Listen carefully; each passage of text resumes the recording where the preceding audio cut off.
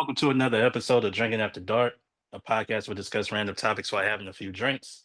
I'm your host, Darius, and as always, drink responsibly. And y'all make sure y'all follow Drinking After Dark podcast on Facebook, Instagram, and TikTok. And don't forget to hit that thumbs up and subscribe to Drinking After Dark podcast YouTube channel. Tonight, I'm just drinking on Crown and Coke tonight. Um, uh, I know everybody's been having a great week, great weekend. Last weekend was Mother's Day, last Sunday, so shout out to all the mothers out there to you. A lot has been going on. Like I said, I've been kind of busy, so uh, but I'm glad you guys who are still supporting me, and everything like that. There's some things that I want to talk about and all of that. I know people are kind of tuned in with the NBA playoffs and things like that. Uh, First and foremost, man, Jason Tatum, man, hope you feel better. If y'all don't know, he tore his Achilles. So for all the sports fans out there, especially the Celtics fans out there, I know it's a devastating blow. I know the Warriors. Um, I mean, without Steph Curry, we know that's not the same team as with him on the court. Obviously, um,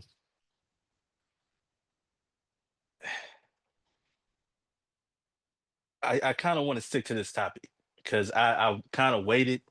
If y'all don't know, there was a draft lottery that took place. And guess who got the number one pick? All right. The number one pick goes to the Dallas Mavericks. And yes, just like me and other people, I had my concerns. Okay. First off, just want to say congratulations to the Dallas Mavericks organization for first time ever receiving the number one pick. Um, Obviously, then they had some great draft picks over the years. Obviously, I mean, don't get me wrong, the Dallas Mavericks had some great teams, even from the '80s, to the '90s, 2000s, 2010s, even last season, right? They You think about some of the guys who were, you know, drafted there. You look at Dirk, um, you look at Luca. People forget Jason Kidd was co-rookie of the year. Uh, his time in Dallas, and even came back to the Dallas Mavericks and won a championship. But this particular season has been kind of a strange one in a sense because the Dallas Mavericks were in the news for pretty much all the wrong reasons. Excuse me, the moment they traded Luka Doncic to the Lakers, they got Anthony Davis. Listen, I don't know why a lot of people, downplaying Anthony Davis. Does he get hurt a lot? Yeah. But is he one of the better two-way players in the game? Absolutely. Um, both teams this particular year didn't pan out. The Mavericks made the play in, but didn't make the playoffs. Obviously, the Lakers lost in five in the first round. Um, but but the Dallas Mavericks got the number one overall pick for this year's draft. Obviously, we know who's going number one. It will be Cooper Flag out of Duke. But it raised a lot of eyebrows. Like, is this like a conspiracy theory? Is this like is this thing rigged or what it is? I don't know. I can't call it. It just looks strange all across the board, right? From a team that was in the play-in, who had no, when you're talking about the teams that didn't even make the play-in, they had the best odds of of getting the number one overall pick. A team that just went to the finals last year. Um, have a solid team. Obviously, Kyrie is out, with the injury and things like that. But still, they got a solid team, a really good team. And now you're going to get Cooper Flag to add on to a team that's pretty much a playoff team. All right, let's just call it what it is. They're not like one of the bottom tier teams. We know they're a playoff team uh, when healthy. But even I sat back and I said to myself, hmm, what is really going on here? What is really going on? How did the Dallas Mavericks get the number one overall pick? I can't explain it. I can't explain it. And you got a lot of people out there saying it's rigged. Is it part of the script? You know, um,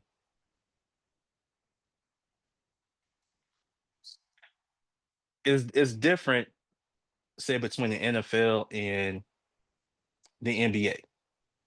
And the NFL, basically the worst team automatically gets the number one pick.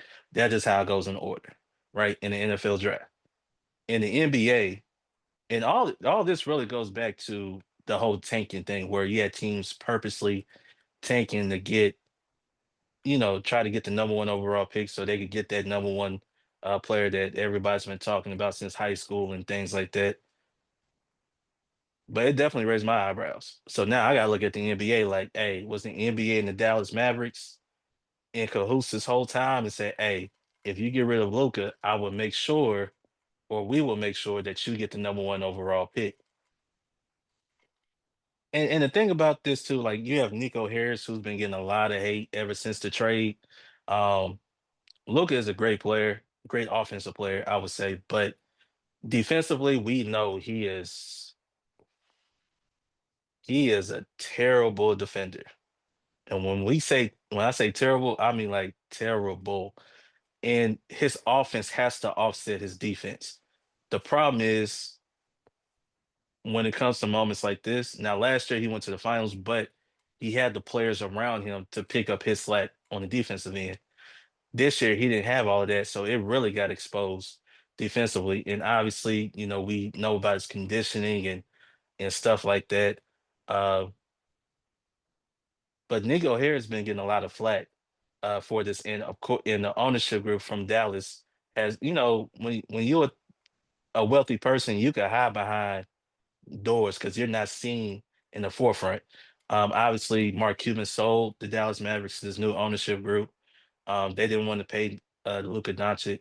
I think that's a whole nother situation right there. I think that's a little conspiracy that's going on with that particular situation. But needless to say, Dallas is a great sports town. You think about the Cowboys, you think about um, the Mavericks. Do they have an NHL team? Is it Dallas Stars? You have them. So they it's a great sports city. I don't know why anybody would leave Dallas. It's a great sports city. I just don't understand it. But it's kind of like, you know, should there be like an investigation? How did Dallas win?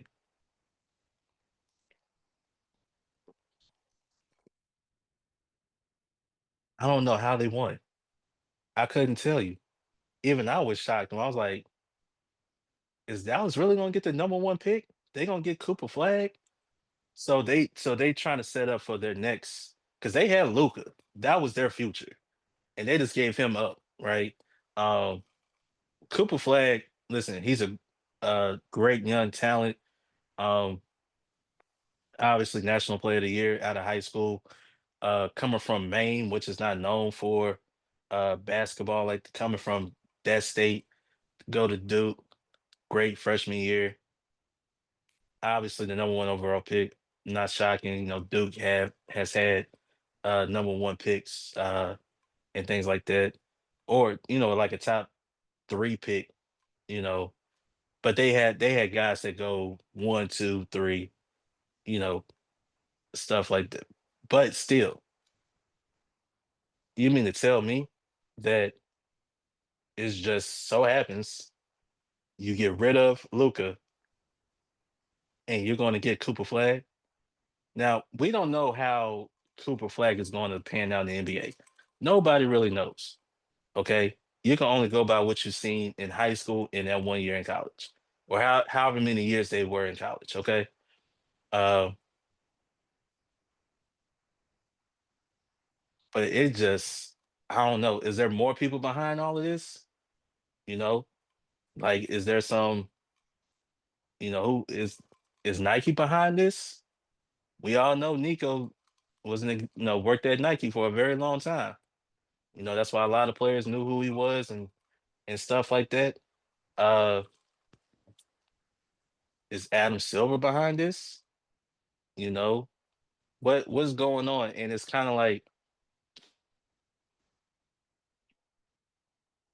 it's just like the biggest story of the NBA this season has been the Dallas Mavericks. Period. The Dallas Mavericks has been from trading Luca to now you got the number one overall pick. Come on, man. You cannot tell me it doesn't raise eyebrows. It just doesn't raise eyebrows. Okay. I don't know. Maybe there should be an investigation. Who knows? Who knows? There should be an investigation. Because ain't no way.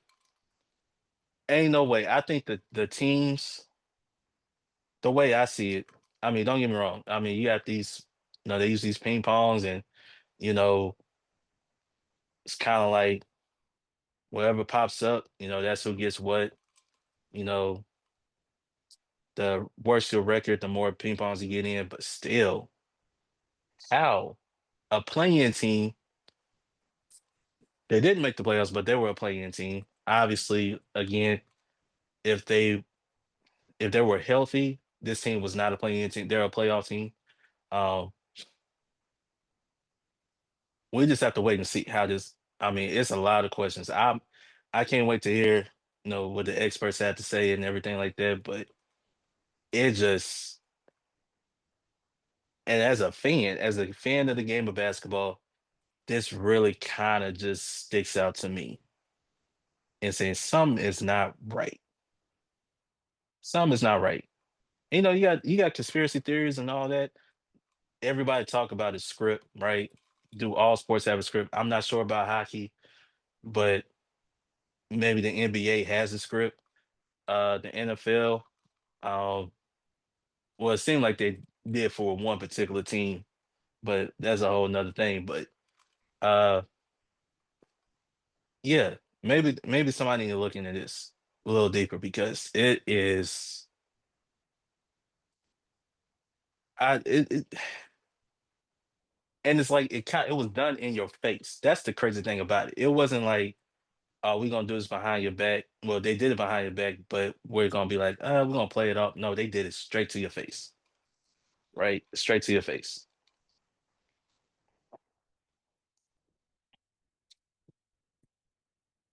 And don't get me wrong, I would love to see Cooper Flag in Dallas. I think he will um embody the whole Dallas culture. You think about the organization, all the great players that came before him, um, even the great players that's there. You look at Kyrie, Anthony Davis, Klay Thompson. You got three guys that's on your team that's going to be in the Hall of Fame one day. He can learn a lot from 'em. So he's going to have an advantage from that standpoint. Like a rookie coming in, number one overall pick, you're going to go to a team that has three guys that have won NBA championships. Okay. Klay Thompson has four, Anthony Davis has one, Kyrie has one. These guys understand how to move and everything. So he's coming in. He gonna come into an organization with the utmost advantage. It's not like he's going to a team that, frankly, has never won anything, or the team is so young that they can't really teach him anything. He's going to a team full of veterans, a team where pretty much the whole team um has made it or played in the biggest games, playing in the NBA finals, even won the NBA finals. So he has the advantage coming in as the number one overall pick compared to a lot of number one overall picks. Most cases come into a situation and young team like the veteran is like 20 years old, still trying to grow, still trying to, grow not only as a player, but also as a person, too, trying to navigate this world and all of that stuff. It's kind of hard to come into a situation like that. You have guys like a Tim Duncan, you have like a Magic Johnson, who else? Like a Larry Bird. Was Larry Bird number one overall? Well, just rookies in general coming into great rookies from college, um, or even high school coming to a great situation and really get to learn from the vets and all of that stuff. So, but still, somebody needs to look more into it. I just I hope somebody find it. Please, y'all let me know who I should watch, who gone into more detail about this, because I want to know. I really want to know how all of this, and now I want to know from the city of Dallas, like from the Dallas Mavericks fans, how do y'all feel about this? You lost Luca, but now you got the number one overall pick. Like, how do y'all feel about that? Y'all let me know in the comments, man, how y'all feel about this. Is it rigged? I say yes. That's just me. That's just my opinion. I believe it's rigged in a sense. Um, you take the best player coming into the draft and you put him in a city where, when you talk about the biggest story of the NBA season, it's coming from the Dallas Mavericks. So why not? It's almost like a PR uh thing, a PR thing, right? Trying to salvage whatever happened during the course of the season. It's like, oh, here's a gift to you guys. Here's Cooper Flag. Just my opinion. Okay. Uh Sticking with sports, before we continue on, please make sure y'all follow Drinking After Dark podcast on Facebook, Instagram, and TikTok. And any drinks out there I should try, please let me know. What I should try. It doesn't have to be alcoholic drinks either, too, by the way. You know, just whatever it is out there I should try, please let me know. I'll give it a try. Now, this is long overdue. Okay, long overdue. Uh, One thing I talk about football. It's football season. You have some of the biggest games, some controversies and things like that. Obviously basketball. Those are the two sports that most of us pretty much care about, right? I know you got your hockey fans out there. I know they always talk about go to a hockey game. It's a great experience. I'm gonna go one day, because I've heard my friends talk about how great of an experience that is. Baseball, you know, baseball is one of those games that could take a while. I know now they're trying to speed up the game with the pitch clock and all of that. But sticking with baseball, Pete Rose and others have now been, uh since he's deceased and everything like that, he's no longer on the ban list.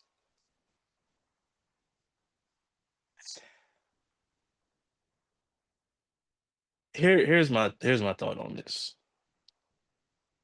The moment the steroid era took place, and the steroid era did save baseball, let's call it what it is. I'll remember the home run chase in '98. It was the biggest story in all of sports that year.